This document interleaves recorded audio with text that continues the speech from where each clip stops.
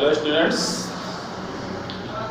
हमने अपनी last class में प्रश्नावली 1.2 पढ़ाई थी। ठीक है, उसमें से लगभग 4 क्वेश्चन हो गए थे। अब नेक्स्ट क्वेश्चन पे चलते हैं। 5 नंबर पे दिया हुआ है, जांच कीजिए क्या किसी प्राकृतिक संख्या n के लिए संख्या 6 की पावर n अंक 0 पर समाप्त हो सकती है। ठीक है, ये संख्या n जो लिखी हुई है, 6 की पावर जो n लिखा हुआ है, ठीक है, जहां पे n क्या है, प्राकृतिक संख्या है, n बिलोंग्स टू n प्राकृतिक संख्या है। अब हम n की जगह पे प्राकृतिक संख्या मतलब 1 2 3 4 5 कुछ भी रख सकते हैं। क्या ऐसा संभव है कि n की जगह पर कोई ऐसी संख्या रख दें, जैसे मान लो 5 रखते हैं, और फिर जब उस पर गुणा करें उन सारी संख्याओं का, इसका मतलब होता है 5 बार गुणा, तो आंसर में 0 नहीं, यूनिट प्लेस पे 0 आए। और भी बहुत सारी संख्याएं मान लो आ जाती हैं, मान लो कुछ भी आ गया, ऐसा कुछ करके लास्ट में यूनिट प्लेस में उसके 0 आ जाए। क्या ऐसा संभव है? ये इस सवाल का कहना है कि इस n का कोई भी ऐसा मान रख दें, कोई भी प्राकृतिक संख्या, कुछ भी रख सकते हैं, 100 200 500 कुछ भी रख दें, क्या ऐसा संभव है कि वह क्या हो जाए, 0 पर समाप्त हो? तो इसके लिए हम जानते हैं कि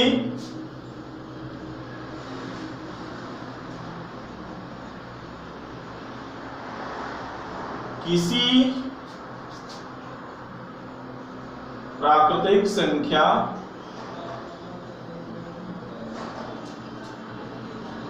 n के लिए यदि संख्या 6 की पावर n अंक 0 पर समाप्त होती है, तो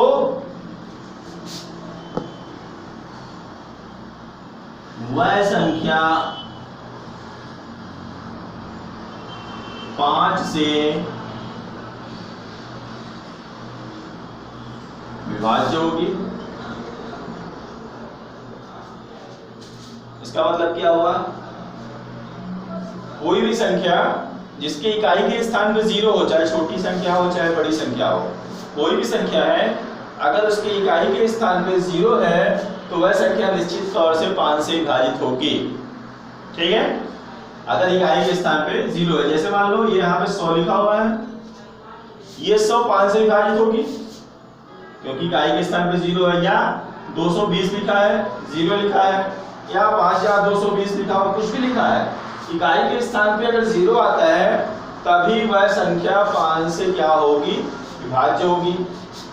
तो अंक 0 पर समाप्त होती है तो वह संख्या 5 से क्या होगी, विभाज्य होगी। अब हम इसका अभाज्य गुणनखंड करते हैं 6 का, और देखते हैं क्या इसके अभाज्य गुणनखंड में कहीं पे 5 आता है। भाई इसका अभाज्य, ये तभी 5 से कटेगा जब इसके अभाज्य गुणनखंड में 5 आएगा। अब ये हमने संख्या 6 की पावर n का अभाज्य गुणनखंड, अभाज्य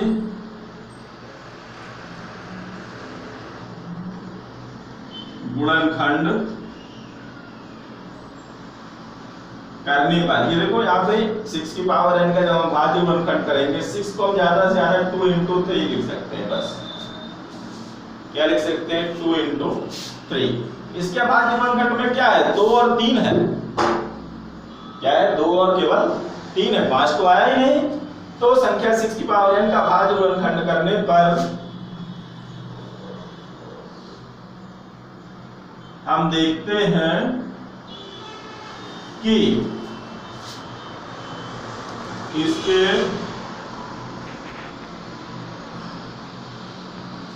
अभाज्य गुणनखंड में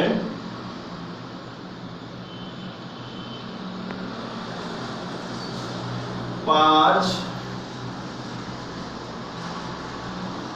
नहीं आता है। और जब इसके बाद जो वर्गखंड में 5 नहीं आता तो ये संख्या 5 से नहीं कटेगी। अतः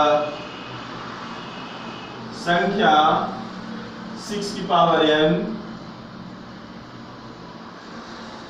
किसी भी n के लिए, n का कोई भी मान रखें, ठीक है, 1 2 3 4 5 6 कुछ भी रखें, किसी भी n के लिए 5 से विभाजित नहीं होगी। और जब ये 5 से विभाजित नहीं होगी अर्थात इसके इकाई के स्थान पे अंक 0 कभी नहीं आएगा। अतः संख्या 6 की पावर n अंक 0 पर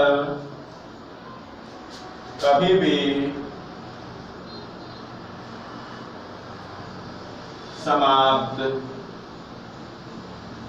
नहीं हो सकती है।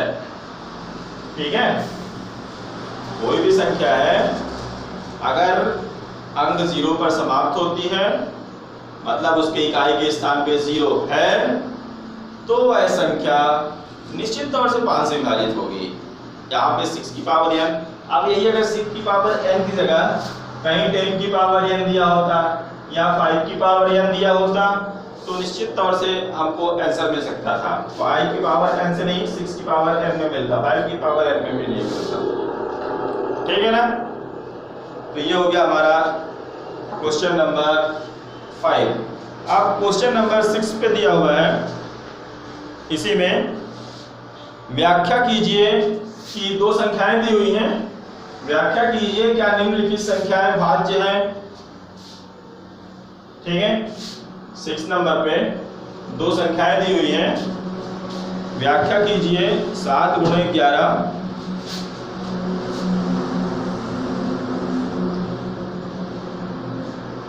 व्याख्या कीजिए 7 × 11 × 13 + 13 तथा 7 × 6 × 5 × 4 × 3 × 2 × 1 + 5 भाज्य संख्याएं हैं। भाज्य संख्याएं क्यों हैं?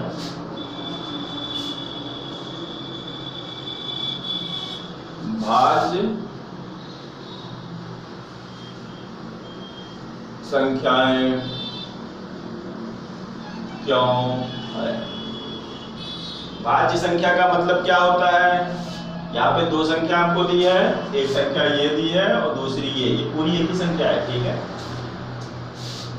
कह रहा है कि बताओ ये दोनों भाज्य संख्या क्यों है। भाज्य संख्या का मतलब क्या होता है कि वह संख्या जो किसी भी अपने अतिरिक्त, ठीक है, अपने और एक के अतिरिक्त किसी भी अन्य संख्या से विभाजित हो जाए वो भाज्य कहलाती है। किसी भी दूसरी संख्या से विभाजित हो जाए, ठीक है ना? तो एक एक करके दोनों को लिख लेते हैं। 7 × 11 × 13 + 13 बराबर, यहाँ जितने पे इंटू दिया हुआ है ये इतना, ये केवल एक पद है। ठीक है, भले 3 संख्या लिखी है, भाई केवल एक पद, दूसरा पद ये। इन दोनों में देखते हैं कि 13 यहाँ पे लिखा हुआ, 13 यहाँ पे लिखा हुआ है। हम 13 को कर लेते हैं बाहर, कॉमन, ऐसे बाहर निकाल लिए। ठीक है, एक पद ये था, दूसरा ये था, 13 यहाँ भी है, 13 यहाँ भी है। यहाँ से 13 बाहर निकल आया, ब्रैकेट का मतलब इंटू पे था, अभी भी ब्रैकेट लगा दिया, इंटू ही है। 7 × 11 और प्लस ये वाला प्लस, यहाँ पे 13 था जो कि बाहर निकल आया, बचा 1, तो ये हो गया 13 इंटू 7 में 11 का गुणा करेंगे 77 + 1, ये हो गया 13 और ब्रैकेट हटा दिए, इंटू लगा दिया, ये हो गया 78। अब चूंकि 78 भाज्य संख्या है, इसमें 2 का भी भाग चला जाएगा, 3 का भी चला जाएगा, ठीक है, 6 का भी चला जाएगा। तो ये भाज्य संख्या है अर्थात ये भाज्य संख्या है। ठीक है, लिख सकते हैं चूंकि 78 भाज्य है, 78 भाज्य संख्या है,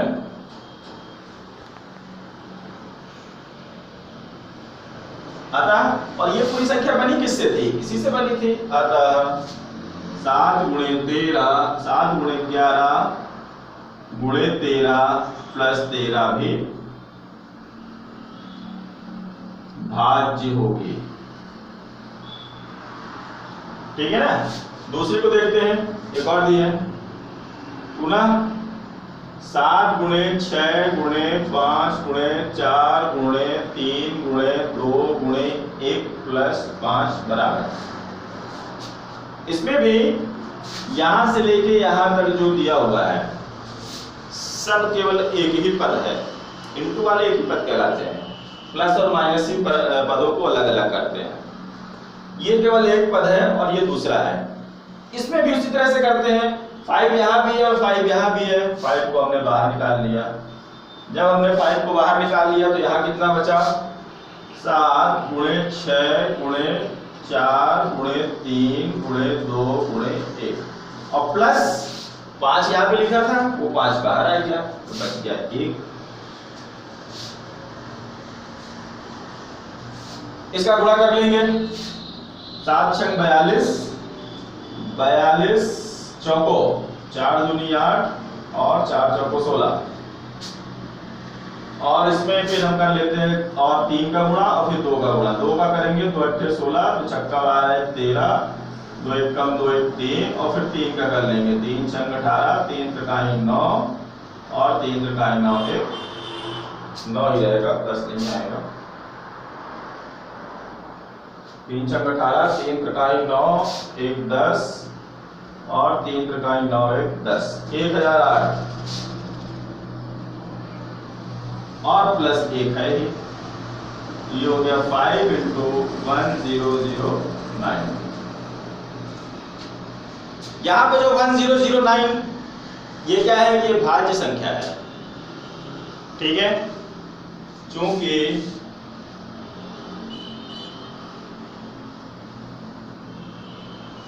भाज्य संख्या है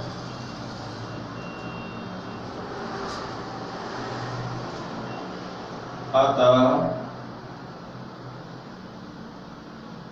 संख्या 7 गुणे 6 गुणे 5 गुणे 4 गुणे 3 गुणे 2 गुणे 1 प्लस 5 भी, क्योंकि हमको ये वाली संख्या बतानी थी, ठीक है ना, इसको नहीं बतानी थी, भी भाज्य होगी। ये हो गया। इस तरह से ये क्वेश्चन हो गया, इसको अपनी नोटबुक में कर लीजिएगा। एक और क्वेश्चन बचता है इसमें, उसको भी देख लेते हैं।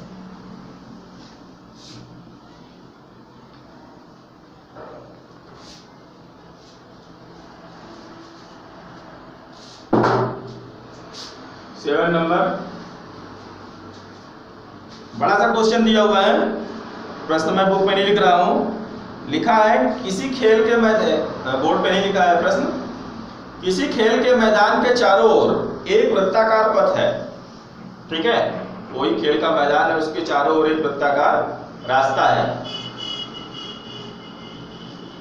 इस मैदान को एक चक्कर लगाने में सोनिया को 18 मिनट लगते हैं, जबकि इसी मैदान का एक चक्कर लगाने में रवि को 12 मिनट लगते हैं। सोनिया है, सोनिया को इस मैदान का पूरा एक चक्कर लगाने पर कितना टाइम लगता है? 18 मिनट, जबकि एक रवि नाम का लड़का है, उसी मैदान को कितने मिनट में लगा लेता है पूरा चक्कर?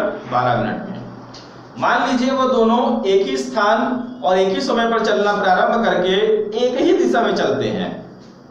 कितने समय बाद वे पुनः प्रारंभिक स्थान पे मिलेंगे? ठीक है, इसका हल बताना है। देखो, ये वृत्ताकार मैदान था, यहां से दो लोग चले, मान लो सोनिया और रवि चले, ये मान लो दोनों इसी डायरेक्शन पे चल रहे हैं। आपको ये बताना है कितने समय बाद क्योंकि सोनिया को 18 मिनट लग रहे हैं और रवि को कितना लग रहा है, 12 मिनट लग रहा है इसी मैदान को चक्कर लगाने में। हमको ये बताना है कि दोनों यहीं पे आके दोबारा कब मिलते हैं। ठीक है, ये दोनों यहीं पे आके दोबारा कब मिलते हैं वापस। ये एक ही चक्कर नहीं लगाते हैं कि एक ही चक्कर लगाए, एक चक्कर में तो ये कभी नहीं मिलेगा उसको। ये 12 मिनट में आ जाता है और वो 18 मिनट लगाती है तो पाएगी ही नहीं। जब वो यहाँ पहुंचेगी तब खसक आएगा, वो यहाँ फिर वहां खसक आएगा, फिर वहां खसक आएगा। ये दोनों एक दूसरे को कई बार पाते हैं। ठीक है, ऐसा नहीं कि एक ही बार पाएंगे। जब इसका चक्कर लगाएंगे तो हो सकता है दोनों एक बार यहाँ पे पा जाए, यहाँ पे भी पा सकते हैं, कई बार पा सकते हैं। ठीक है, लेकिन हमको कहाँ बताना है, कहाँ पर पा गए दोनों एक दूसरे को, प्रारंभिक स्थान पे, इनिशियल पॉइंट जहां से चलना स्टार्ट किए थे। ठीक है, तो इसके लिए हमको निकालना पड़ेगा इन दोनों संख्याओं का एलसीएम। क्या निकालना पड़ेगा, एलसीएम, लघुत्तम समापवर्तक निकालना पड़ता। ठीक है, अगर कहीं ये निकालना होता, ये बताइए कि दोनों कितने मिनट बाद एक दूसरे को पा जाएंगे, यहां से चलना स्टार्ट किए कितने मिनट बाद, तो फिर हमको एचसीएफ लिखना। लेकिन यहां पे बताना है प्रारंभिक स्थान पर ही बताना है। ठीक है, कि प्रारंभिक स्थान पे दोनों कितनी समय बाद मिलेंगे। तो सोनिया को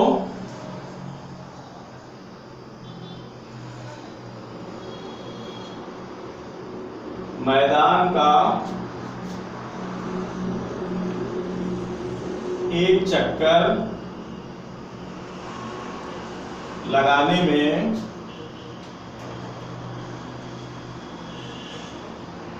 लगा समय बराबर कितना है, 18 मिनट।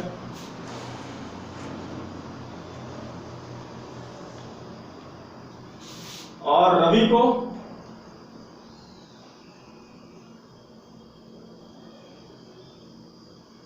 मैदान का एक चक्कर लगाने में लगा समय बराबर 12 मिनट। ठीक है, चूंकि दोनों एक साथ एक ही दिशा में चलना प्रारंभ करते हैं,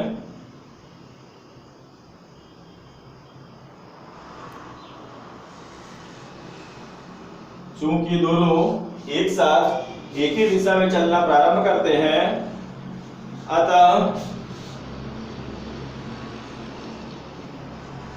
हमें एलसीएम ज्ञात करना होगा। ठीक है, कि दोनों कब मिलेंगे। तो 18 का एलसीएम 18 अभाज्य गुणनखंड विधि से निकालते हैं। 18 को क्या लिख सकते हैं, 2 यानी 6 3 18। इसी तरह से 12 को क्या लिख सकते हैं, 2 दूनी 4 यानी 12। अब इसका एलसीएम, तो LCM of 12 and 18 equal to, LCM कैसे निकालते हैं, पहले तो देख लेते हैं दोनों में कॉमन संख्या कौन सी है। ये दोनों कॉमन है, इनको एक बार लिख लिया। बाकी जो संख्या बचती है उनको भी लिख लेते हैं। बाकी क्या बचा, ऊपर 3 और नीचे 2, इन दोनों को गुणा कर दिया, 2 3 36 18 दूनी 36 आ गया। इसका मतलब क्या हुआ कि दोनों 36 मिनट बाद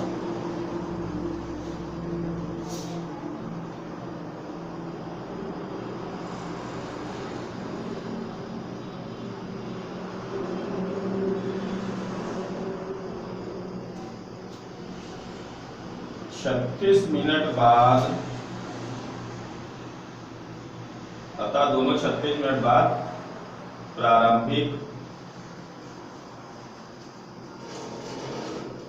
स्थान पर मिलेंगे।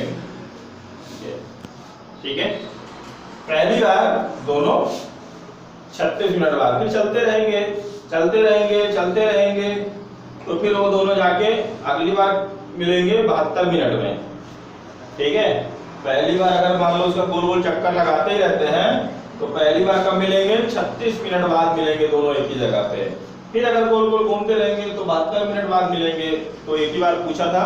इस तरह से एक्सरसाइज 1.2 कंप्लीट हो गई। इसे आप लोग अपनी नोटबुक में अवश्य कर लीजिएगा। धन्यवाद।